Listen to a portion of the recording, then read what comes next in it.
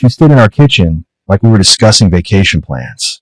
"I'm giving you two choices," she said calmly. "Accept that I want him, or stay out of my way." I stared at my wife of 20 years, waiting for the punchline. It never came. That's when I realized she'd already rehearsed this. My name is Kevin Walsh. I'm 42 years old, and for the past 18 years, I thought I had it all figured out. Good job as a supply chain manager at a logistics company in Denver. A nice house in the suburbs. A daughter in college. And Michelle, my wife of 20 years, who I believed was my partner in everything. Michelle turned 40 last year. That's when things started shifting.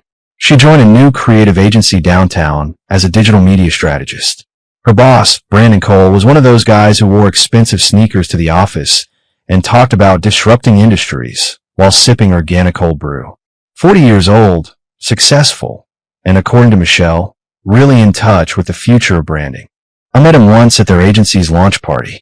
He shook my hand like he was doing me a favor, called me brother, and then forgot I existed the moment someone more important walked into the room. 3 months ago, Michelle started coming home different. Not angry, not distant, just different. She'd talk about Brandon's vision, his leadership style, his approach to life. She downloaded meditation apps. She started reading books about breaking free from societal conditioning. She even suggested we try therapy to explore new dimensions of our relationship. I thought it was a midlife thing. Turning 40 does that to people. So I listened. I supported her. I gave her space. Then came last Thursday evening. I was sitting at the kitchen table, going through some logistics reports when Michelle walked in. She poured herself a glass of wine, leaned against the counter, and said those words that still echo in my head. "Kevin, I need to talk to you about something important." I looked up. She had that rehearsed look. Chin up, shoulders back, like she'd practiced this in front of a mirror.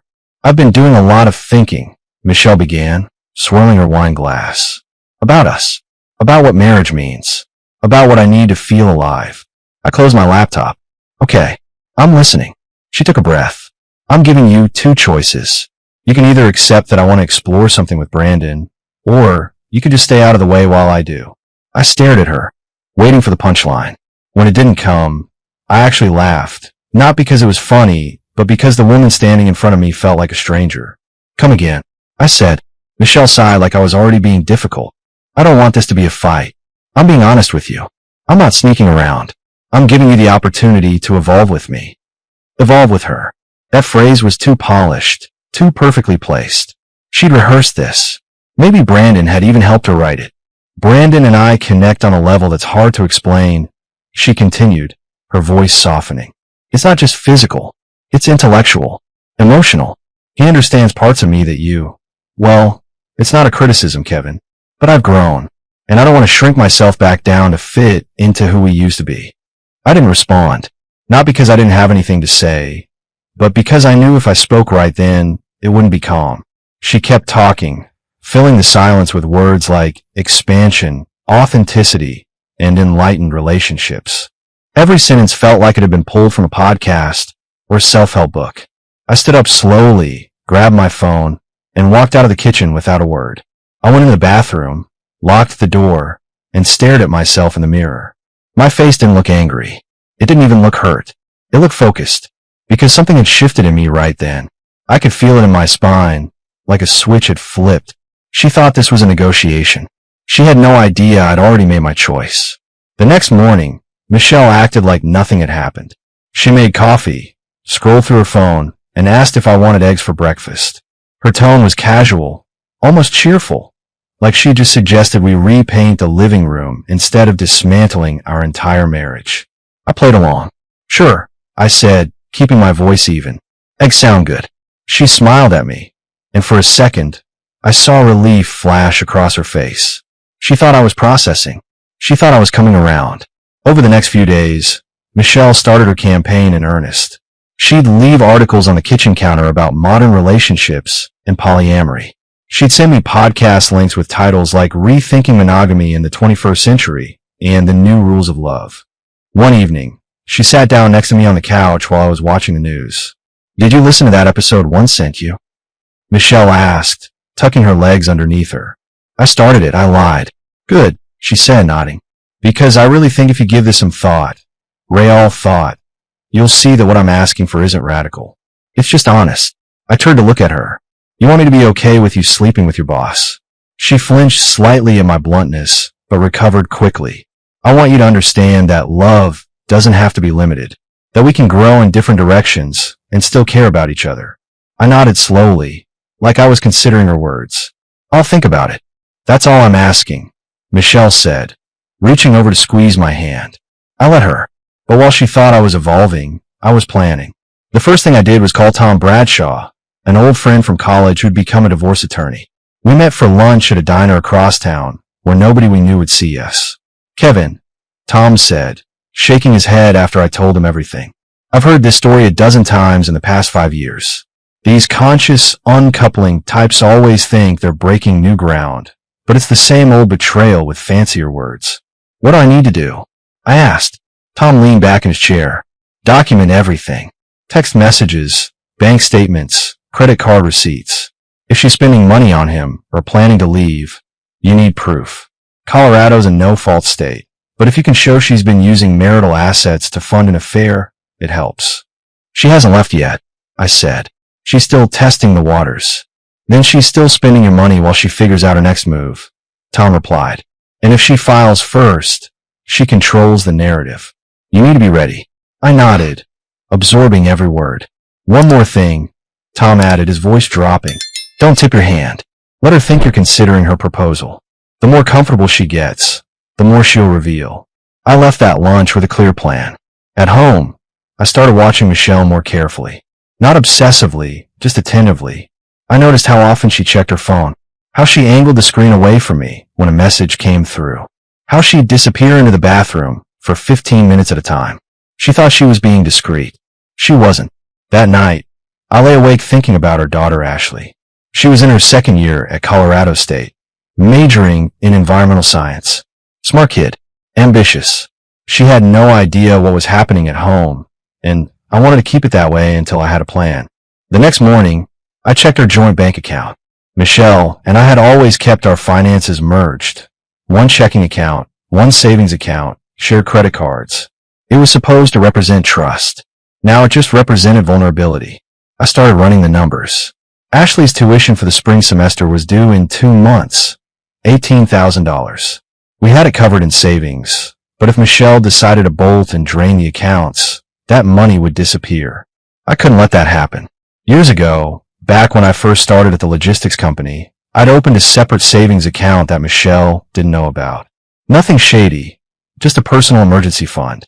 I've been putting away $100 here and there whenever I got bonuses or overtime pay. Over the years, it had grown to about $32,000. My rainy day fund. Well, it was pouring now. I transferred another $5,000 from our joint account into that hidden account, spacing out the transactions to make them look like normal expenses. Gas, groceries, a phantom car repair. Nothing Michelle would question. Then I did something that made my stomach turn. I called Ashley. Hey, Dad. She answered, sounding cheerful. What's up? Hey, sweetheart. Just checking in. How are classes going? We talked for a few minutes about her coursework and her roommate situation. Then I steered the conversation where I needed it to go. Listen, Ash, I want to talk to you about something, I said carefully. Your tuition payment is coming up soon, and I'm going to handle it directly this time. I'll send it straight to the bursar's office. Okay, she said, sounding a little confused. Is everything all right? Everything's fine. I lied. I just want to make sure it's taken care of early. You focus on your studies. Thanks, Dad. You're the best. After we hung up, I sat in my truck in the parking lot of a grocery store and let out a long breath. I just protected my daughter's future without her even knowing it was at risk. That evening, Michelle mentioned she was going to a team bonding event at Brandon's agency on Friday night. It's just drinks and networking, Michelle explained, applying lipstick in the hallway mirror. I should be home by 10. Sounds fun, I said. Tell Brandon I said hi. She paused, met my eyes in the mirror, and smiled. You're really trying, aren't you? I'm thinking about what you said, I replied. About growth. Michelle walked over and kissed my cheek. Thank you for being open-minded. The second she left, I opened my laptop and logged into our shared credit card account. I wanted to see where she'd been spending money lately. Sure enough, there it was, A hotel charge from 2 weeks ago. The Riverside Inn, downtown Denver. $240. I cross-referenced the date with my own calendar. I'd been at a supply chain conference in Boulder that night. She'd already slept with him. This wasn't a proposal. It was a confession after the fact. I screenshotted everything and emailed it to myself at a separate email address Michelle didn't know about. Tom was right. The more comfortable she got, the sloppier she became. Michelle came home from her team bonding event at 11:30, not 10. Her makeup was smudged, and she had that loose, relaxed look people get after a few drinks, or something else. How was it? I asked from the couch, keeping my tone light. Great, she said, kicking off her heels. Really great. Brandon gave this amazing talk about authenticity in branding. It was inspiring. Sounds like it, I said. She headed upstairs without another word, and I heard the shower turn on a few minutes later. While she was washing off whatever evidence she needed to wash off, I made my move. Her phone was charging on the kitchen counter. I'd watched her enter her passcode enough times to memorize it. Our anniversary, backward. The irony wasn't lost on me. I unlocked it and opened her messages. The text between Michelle and Brandon went back 6 months. 6 months of planning, flirting, justifying. But it was the thread with Tiffany Moore, Michelle's best friend since college, that really gutted me. Michelle, I told him tonight. Gave him the two options. Tiffany and Michelle. He's processing. I think he'll accept it. Kevin's always been easygoing. Tiffany. What if he doesn't? Michelle. Then I'll move forward anyway. I'm not putting my life on hold anymore. I kept scrolling, my jaw clenching tighter with each message. Tiffany. Brandon really does it for you, huh? Michelle. God, yes. He makes me feel 25 again. Kevin's a good guy, but he's so predictable. I need more than predictable right now. Tiffany. I get it. You deserve to feel alive. Michelle. Exactly. And honestly, Brandon's not the only one I'm interested in. There's this marketing director at a client company who's been flirting with me. I might explore that too. My stomach turned. This wasn't about Brandon. This was about Michelle reinventing herself as someone who didn't need commitment or loyalty, just validation. I took screenshots of everything and emailed them to my secure account. Then I put the phone back exactly where I found it. When Michelle came downstairs in her robe, drying her hair, I was watching TV like nothing had happened. You coming to bed? She asked. In a bit, I said. She shrugged and went upstairs. I sat there in the dark, staring at the screen without really seeing it. My wife wasn't just having an affair. She was building an entirely new life, one where I was optional at best and obsolete at worst. The next morning, I called Tom again. I've got the texts, I told him, and hotel receipts. It's worse than I thought. Tom was silent for a moment. How much worse? She's not just seeing him. She's planning to see other people too. This isn't an affair. It's a pattern. Tom sighed. Kevin, I hate to say this, but you need to move fast. If she's already emotionally checked out, it's only a matter of time before she files for divorce on her terms. You need to file first. I'm not ready yet, I said. Then get ready, Tom replied. Because she's already 3 steps ahead of you.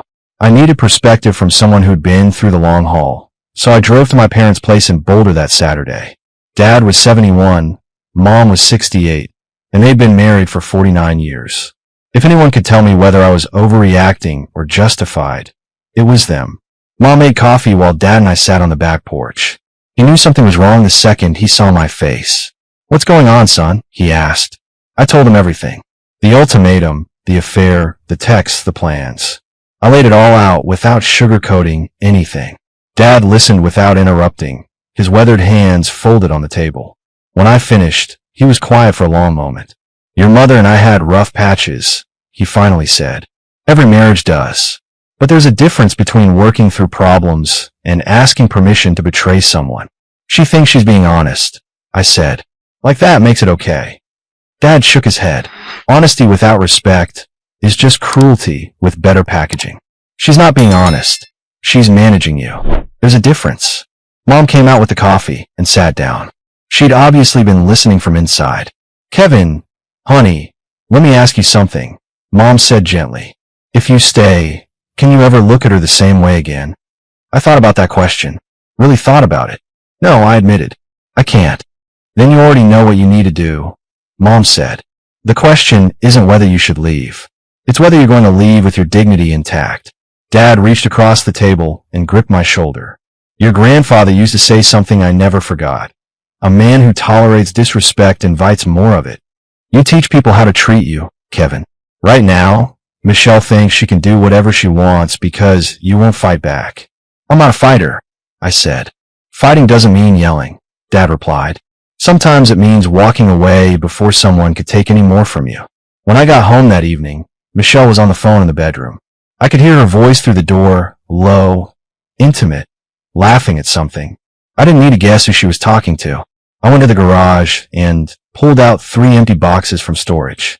Then I walked into our bedroom closet and started packing her things. Not all of them, just enough to make a point. Her favorite dresses, the shoes she bought for her in networking events, the expensive perfume Brandon had probably complimented her on. I packed them carefully, almost tenderly, and stacked the boxes in the guest room. Michelle didn't notice. She was too busy living her double life. That night, I slept in the guest room for the first time in 20 years. When Michelle asked why, I told her I had a cold and didn't want to keep her awake with coughing. She accepted the excuse without question. She had no idea the walls were already closing in. The following week, I did something I'm not proud of, but I'd stopped caring about playing fair. Michelle had left her laptop open on the kitchen counter, and I saw an email notification pop up from someone named Derek. Derek, not Brandon. Curiosity got the better of me. I clicked on the email thread. It was exactly what I feared. Another man, another flirtation, another connection. This Derek guy was a marketing director at one of Brandon's client companies. The emails went back 3 weeks and were already crossing professional boundaries. Michelle hadn't just been lying about Brandon. She'd been setting up a whole network. I opened her browser history.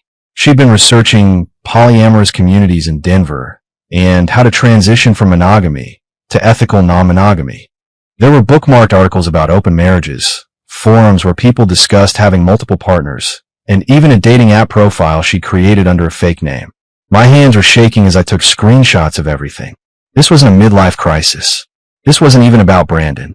This was Michelle trying to rewrite 20 years of marriage into something unrecognizable, and she expected me to just accept it as her evolution. I called Tom immediately.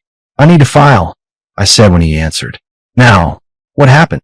She's not just cheating with one guy. She's building an entire alternate life.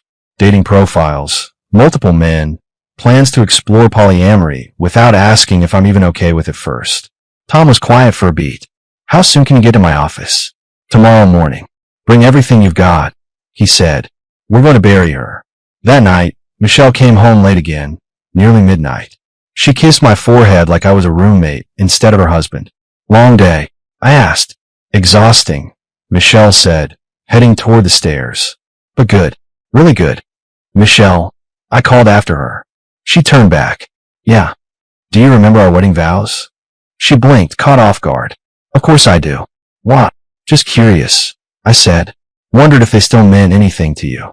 Her expression hardened slightly. Kevin, don't do this. Don't make this harder than it needs to be. I'm not making anything hard, I said calmly. I'm just trying to understand when you stop believing in the promises we made. Michelle sighed, frustrated. Those promises were made by different people. We've both changed. Yeah, I said quietly. We have. She went upstairs without another word. I sat there in the dark, feeling the weight of what was coming. But instead of dread, I felt something else, relief. Because I wasn't the one who'd broken us. And soon, everyone would know it. I met with Tom the next morning and signed the divorce papers. He'd prepared everything, citing irreconcilable differences, but with all the documentation attached showing Michelle's infidelity, the misuse of marital funds, and her plans to continue seeing multiple partners. Colorado's a no-fault state, Tom explained, but this evidence will help with asset division and make sure she doesn't try to claim you abandoned the marriage. When does she get served? I asked. I can have the papers delivered tomorrow if you want, Tom said. But you need to be prepared for the fallout. She's going to feel blindsided.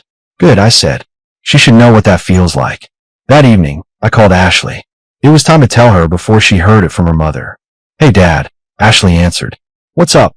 Sweetheart, I need to talk to you about something important. I began, my voice steady. Your mom and I are getting divorced. Silence on the other end. Then what? What? I took a breath. Your mother's been having an affair with her boss. She asked me to accept it, to let her continue seeing him and potentially other people. I can't do that, Ash. I won't. Oh my God, Ashley whispered. Dad, I'm so sorry. I had no idea. I know you didn't, I said. And I didn't want to burden you with this, but I needed you to hear it from me first. Your tuition is already paid for the semester, and that won't change. You're my priority always. Ashley was quiet for a moment. Does Mom know you're filing? She will tomorrow. Good, Ashley said, her voice firm. I can't believe she'd do this to you. To us. Your mother made her choices, I said carefully. You don't have to pick sides, honey. Dad, I'm 20 years old, Ashley replied. I'm old enough to know right from wrong, and what she did is wrong. After we hung up, I felt both relieved and heavy. My daughter knew the truth now, and she'd made her own judgment. The next day, I went to work like normal. Around 2 in the afternoon, my phone started ringing. Michelle. I let go to voicemail.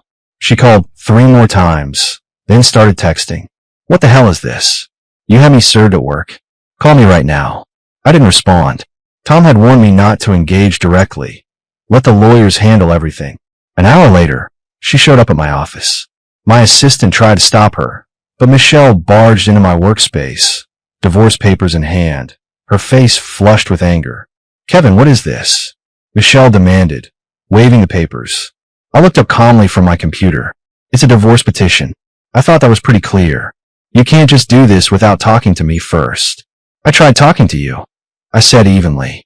You told me I had 2 choices. Accept your affair or stay out of your way. So I picked option 3. Michelle's eyes filled with tears, but I couldn't tell if they were genuine or strategic. This isn't what I wanted. No, I agreed. You wanted permission to cheat while keeping the safety net of our marriage. I'm not giving you that. I love you, Michelle said, her voice breaking. This isn't about not loving you. Then you have a strange way of showing it, I replied. Now please leave. My lawyer will be in touch. Michelle stood there for another moment, looking like she wanted to say more. Then she turned and walked out. I sat back in my chair and exhaled slowly. It was done. Michelle didn't come home that night. I assumed she went to Brandon's place or maybe to Tiffany's. I didn't care anymore. What I did care about was making sure everyone knew the truth. Not just Ashley, but the people Michelle had been lying to for months. I've been sitting on something explosive. Proof that Tiffany wasn't just Michelle's cheerleader in all this. She was involved with Brandon too.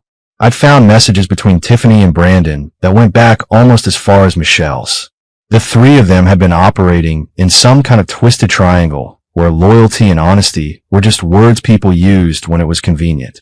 Brandon had been sleeping with both of them. And Tiffany's husband, Greg, had no idea.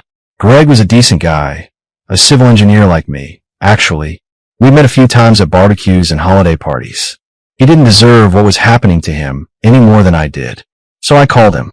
Greg, it's Kevin Walsh, I said when he answered. Michelle's husband. Hey, Kevin, Greg said, sounding friendly. What's going on? I need to meet with you, I said. It's important, and it's about Tiffany. We met at a bar near his house that evening.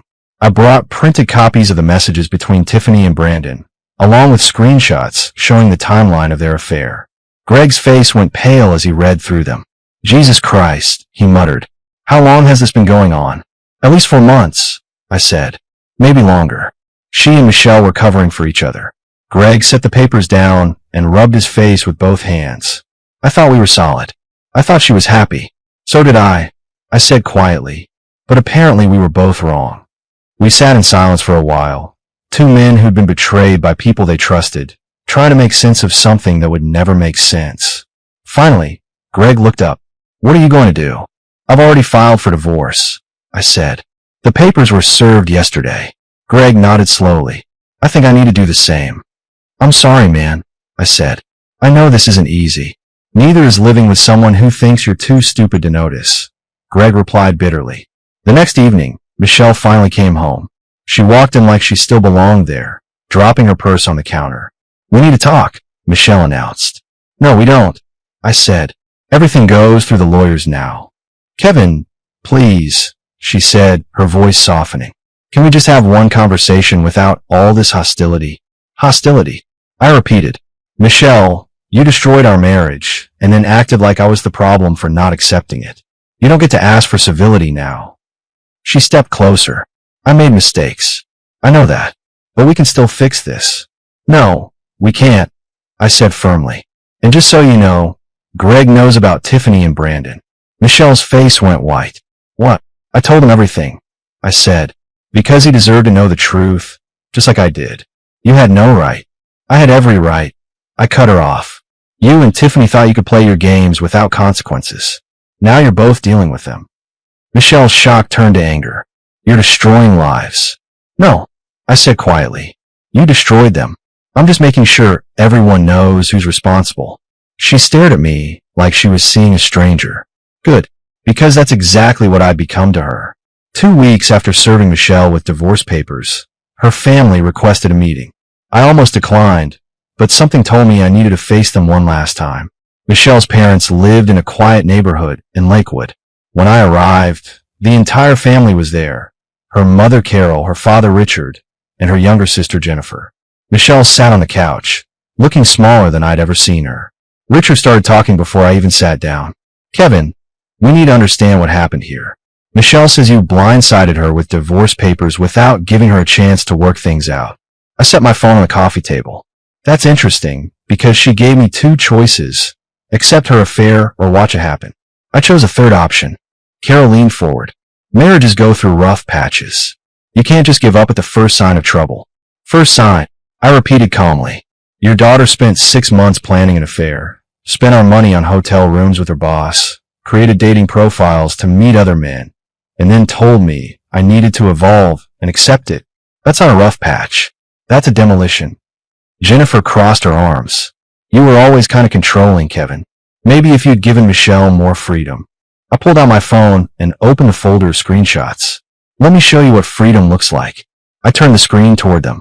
Messages between Michelle and Brandon. The calendar bookings. The text with Tiffany, where Michelle talked about how easy I was to manage. The conversation where she discussed pursuing other men after Brandon. The room went silent as they passed the phone around. Richard's face turned red as he read. Carol's hand went to her mouth. Jennifer just stared at the screen. Michelle, Richard finally said, his voice tight. Is this true? Michelle's eyes filled with tears. I was trying to find myself. I was trying to be honest. Honest. Richard cut her off. You lied to everyone. To Kevin, to us, to yourself. This isn't finding yourself. This is destroying your family. Carol looked at me, her expression pained. Kevin, I'm so sorry. We had no idea. I know you didn't, I said quietly, but you needed to see the truth. Michelle stood abruptly. You're all acting like I'm some kind of monster. I just wanted to be happy. At everyone else's expense, I said, standing to face her. You wanted to keep the security of our marriage while exploring other options. You wanted to have everything without sacrificing anything. That's not happiness, Michelle. That's selfishness. I loved you, Michelle whispered. No, I replied. You loved the idea of me being there while you did whatever you wanted. That's not the same thing. I turned to her parents. I didn't come here for your approval. I came here so you'd know the truth before Michelle rewrites it. The divorce is happening. Ashley knows everything, and she's made her choice. You can believe whatever you want, but I'm done defending myself against someone who never respected me to begin with. I walked toward the door, but Richard stopped me. Kevin, he said, extending his hand. For what it's worth, you're doing the right thing. You're a good man. You deserved better than this. I shook his hand, nodded to Carol and Jennifer, and walked out. Behind me, I heard Michelle start to cry, but I didn't turn back. For months later, the divorce was finalized. Michelle got the house. I didn't want it anymore. Too many memories of a life that turned out to be a lie. I took my half of the retirement accounts, my truck, and my dignity. Ashley came home from college that weekend to help me move into my new apartment, a modern 2-bedroom place closer to downtown Denver. It wasn't big, but it was mine. I'm proud of you, Dad, Ashley said as we unpacked boxes in the living room. I know this wasn't easy. It was necessary, I replied. Sometimes walking away is the strongest thing you can do. We ordered pizza and spent the evening setting up furniture. At one point, Ashley's phone buzzed. She glanced at it and frowned. Mom's texting me again, she said, asking if I'll come visit her. You don't have to decide right now, I told her. I already decided. Ashley said firmly. She made her choices. Now she gets to live with them. Maybe someday I'll be ready to talk to her, but not now. I pulled my daughter into a hug. I love you, kiddo. Love you too, Dad. A few weeks later, I ran into Tom at a coffee shop. He was with a woman around my age, attractive, professional looking, with kind eyes. Kevin, Tom called out. Come meet someone. This is Patricia. She works at the firm as a paralegal. Patricia smiled and shook my hand. Tom's told me about you. I'm glad things worked out in your favor. Thanks, I said, still adjusting, but I'm getting there. Patricia just moved here from Seattle, Tom added with a knowing grin. She's looking for recommendations on good hiking trails. I caught his meaning and smiled. I know a few. Maybe I could show you some time. Patricia's smile widened. I'd like that. We exchanged numbers, and for the first time in months, I felt something other than anger or relief. I felt hope. That evening, I stood on the balcony of my apartment, watching the sun set over the mountains. My phone buzzed. A text from my dad. How are you holding up, son? I typed back. Better than I expected, taking it one day at a time. His response came quickly. That's all any of us can do. Proud of you. I pocketed my phone and took a deep breath of cool evening air. Michelle had tried to rewrite our story into something where she was the enlightened one and I was the obstacle. But in the end, I'd written my own ending. One where I chose self-respect over convenience, truth over comfort, and freedom over fear. Brandon's agency shut down 2 months after the divorce. Turns out his disruption model wasn't sustainable. Last I heard, he moved to Austin to start over. Tiffany and Greg divorced around the same time Michelle and I did. Greg remarried last month, someone he'd known from his engineering firm. They look happy in the photos. As for Michelle, I heard through mutual friends that she was still trying to find herself, bouncing between short-term relationships and self-help retreats. I hoped she'd find what she was looking for, but it wasn't my problem anymore. I'd build a new life, one where loyalty mattered, where promises meant something, and where I didn't have to compromise my values to make someone else comfortable. And that was worth more than any marriage built on lies.